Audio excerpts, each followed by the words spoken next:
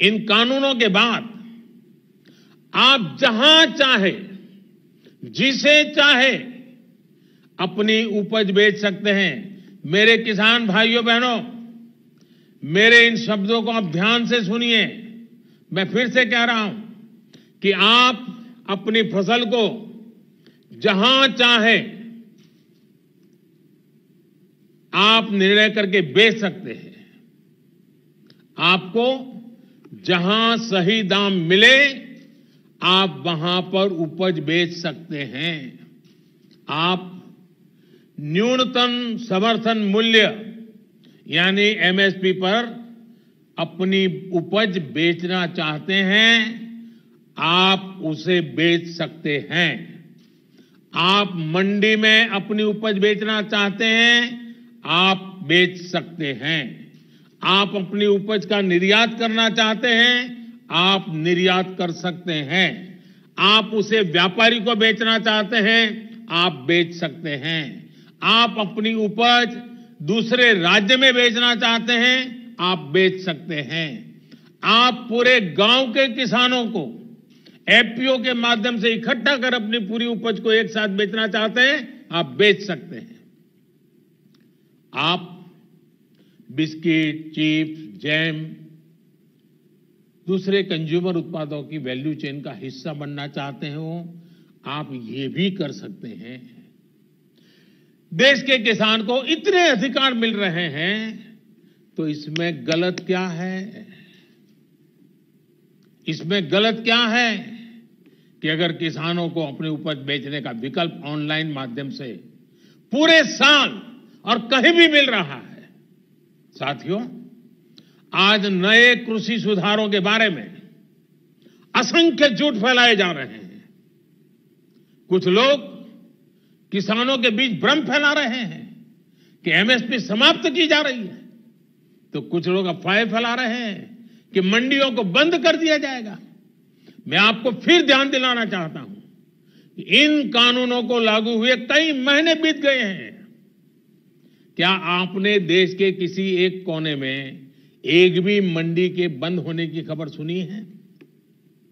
जहां तक एमएसपी का सवाल है, हाल के दिनों में सरकार ने बहुत सी फसलों का न्यूनतम समर्थन मूल्य भी बढ़ा दिया है।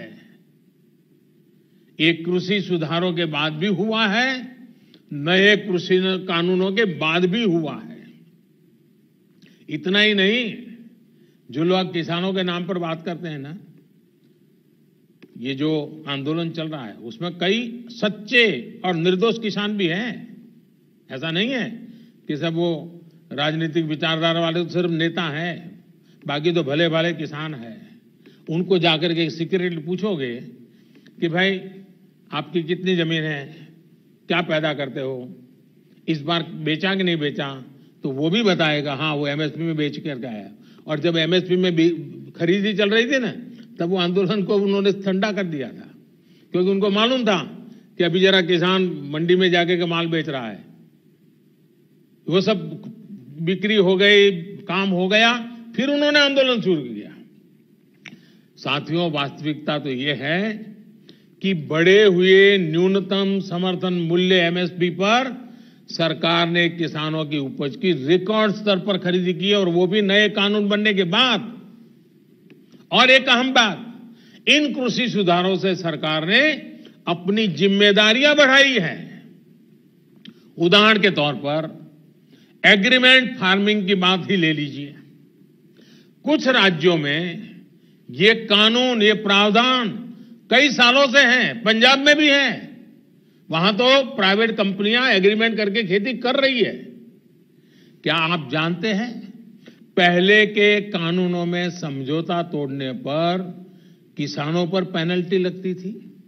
मेरे किसान भाइयों को भी ये किसी ने समझाया नहीं होगा, लेकिन हमारी सरकार ने ये सुधार किया और ये सुनिश्चित किया कि मेरे किसान भाइयों पर पेनल्टी या किसी तरह का जुर्माना नहीं लगेगा।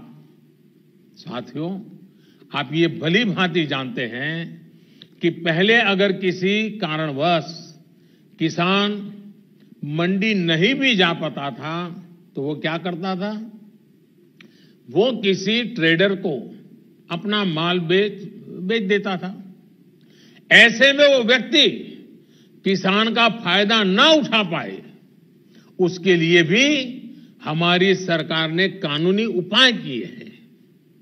खरीदार समय से आपका भुगतान करने के लिए अब कानूनन बाध्य है। उसे रसीद भी काटनी होगी और 3 दिन के भीतर भुगतान भी करना होगा।